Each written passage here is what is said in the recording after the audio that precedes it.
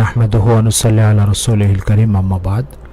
আজকে আমাদের যে বিষয়টা নিয়ে আলোচনা শুরু, সেটা হচ্ছে ইসলামের ইতিহাসে অতিবাহিত হয়েছে ইমাম হাসান বসরি রহমতুল্লাহ আলাইহ, প্রসিদ্ধ তাবেঈ এবং প্রখ্যাত আল্লাহর ওলি। তো ওনাকে একজন ব্যক্তি এসে জিজ্ঞাসা করলো যে, হযরত, আমার সন্তানাদি হয় না, তো এই সন্তানাদি হওয়ার জন্য আমাকে কি করতে হবে? উনি বললেন যে, তুমি আল্লাহ তাআলার কাছে নিজের কৃত পাপের ব্যাপারে ক্ষমা চাও। একজন এসে বলল যে, হযরত, আমি দুর্ভিক্ষে কবলিত, আমার জন্য আল্লাহর পক্ষ থেকে দুর্ভিক্ষ থেকে মুক্তির কি ব্যবস্থা আছে? তুমি বলল, তুমি তোমার কৃত পাপ থেকে আল্লাহর কাছে ক্ষমা চাও। একজন এসে বলল যে, হযরত, আমার অনাবৃষ্টি সমস্যা, বৃষ্টি হচ্ছে না, যে কারণে ফসল আদি হচ্ছে না, তো আমার জন্য কি করণীয়? তো উনি বললেন যে, তুমি আল্লাহ তাআলার কাছে কৃত পাপ সম্পর্কে ক্ষমা চাও। একজন এসে বলছে, হযরত, আমার জমি আছে কিন্তু ফসল হয় না, তো আমার জন্য কি করণীয়? তো বললো, তুমি তোমার কৃত পাপ সম্পর্কে আল্লাহর কাছে ক্ষমা চাও। উপস্থিত একজন শিষ্য ওনাকে জিজ্ঞাসা করলো যে, আচ্ছা, যে সমস্যা নিয়ে আসতেছেন তাকে আপনি ইস্তেগফার করতে বলছেন, আল্লাহর কাছে ক্ষমা চাইতে বলছেন, তো ইস্তেগফার এবং আল্লাহর কাছে ক্ষমা চাওয়া সব সমস্যার সমাধান কি এটাই? তখন উনি বললেন যে, দেখো, এটা আমার কথা না, এটা আল্লাহ তাআলার কথা। তো উনি তখন সূরা নূহের এই আয়াতটা পড়লেন, ফাকুল তুস্তাগফিরু রাব্বাকুম ইন্নাহু কানা গাফফারা ইউরসিলিস সামা আলাইকুম মিদরারা ওয়া ইয়ামদিদকুম বিআমওয়ালি ওয়া বানিন ওয়া ইয়াজআল লাকুম জান্নাতি ওয়া ইয়াজআল লাকুম আনহারা।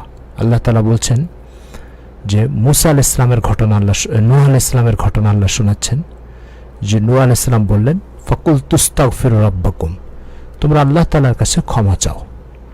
ফাকুল তুস্তাগফিরু রাব্বাকুম ইন্নাহু কানা গাফফারা, আল্লাহ তাআলা ক্ষমাশীল। যদি তোমরা আল্লাহর কাছে ক্ষমা চাও, তাহলে ইউরসিল আলাইকুম মিদরারা, ইউরসিলিস সামা আলাইকুম মিদরারা, আসমান তোমাদের উপরে ধারাবাহিক বৃষ্টি বর্ষণ করবে। ওয়া ইয়ামদিদকুম বিআমওয়ালি ওয়া বানিন, এবং তোমাদেরকে সন্তানাদি বাড়িয়ে দিবেন এবং সম্পদ বাড়িয়ে দিবেন, সম্পদের মধ্যে বরকত দান করবেন। তারপরে বলছেন, ওয়া ইয়াজআল লাকুম জান্নাতি ওয়া ইয়াজআল লাকুম আনহারা, তোমাদের বাগ বাগিচা বৃদ্ধি করে দিবেন। ওয়া ইয়াজআল লাকুম আনহারা, এবং তোমাদের নদীকে প্রবাহিত করে দিবেন। তো এক ইস্তেগফারের ভিতরে আল্লাহ তাআলা মানব জীবনের অসংখ্য বড় বড় সমস্যার সমাধান রেখেছেন। তো এটার থেকে বোঝা যায় যে ইস্তেগফার, আল্লাহর কাছে ক্ষমা চাওয়া, কৃত পাপ থেকে অনুতপ্ত হয়ে লজ্জিত হওয়া আল্লাহর কাছে, এটা শুধু জাহান্নাম থেকে মুক্তি এনে দেয় বিষয়টা তা নয়, বরং এটা দুনিয়াতেও যাবতীয় সমস্যার সমাধান এটাই। এক হাদিসে আসছে, আল্লাহ রাসূল বলছেন, মান লাজিমাল ইস্তিগফার জাআলাল্লাহু মিন কুল্লি যিকিন মাখরাজা।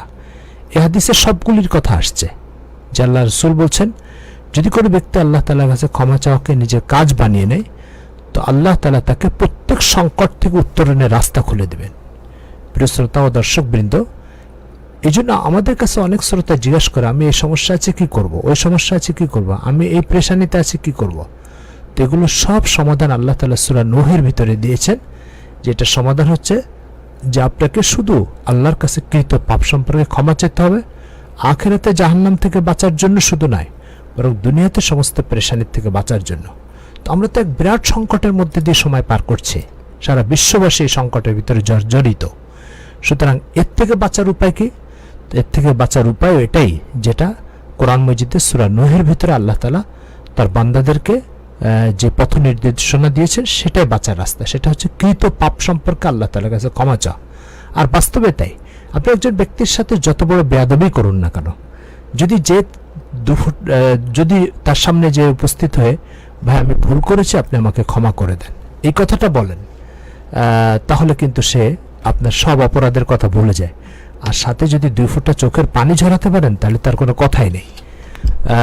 তো ঠিক যদি একজন দুনিয়ার মানুষ সীমিত মায়া দয়ার অধিকারী, সে যদি এই কথা বলার দ্বারা তার বেয়াদবি এবং কৃত কর্মের কথা ভুলে যায়, অপরাধের কথা ভুলে যায়, তাহলে মহান আল্লাহ তাআলা, যিনি অসীম দয়ার অধিকারী, সীমাহীন রহমত ও করুণার অধিকারী, সেই মালিকের সামনে যদি একজন 2 ফোঁটা চোখের পানি ঝরাতে পারে আর এই কথা বলতে পারে, আল্লাহ আমি ভুল করেছি, আপনি মাফ করে দেন, তাহলে এই মালিক কত বেশি ক্ষমা করবে আর কত বেশি মর্যাদা উঁচু করবে। তো এই জন্য ইস্তেগফারের দ্বারায়, ক্ষমা চাওয়ার দ্বারায় একদিকে ব্যক্তির গুনাহ মাফ হয়, একদিকে মর্যাদা উঁচু হয়, একদিকে সংকট দূর হয়, অপরদিকে তার সব পেরেশানি দূর হয়। তা আসুন আমরা সকলেই ইস্তেগফার করি এবং আল্লাহ তাআলার কাছে ক্ষমা চাই। আল্লাহ আমাদেরকে হেফাজত করেন।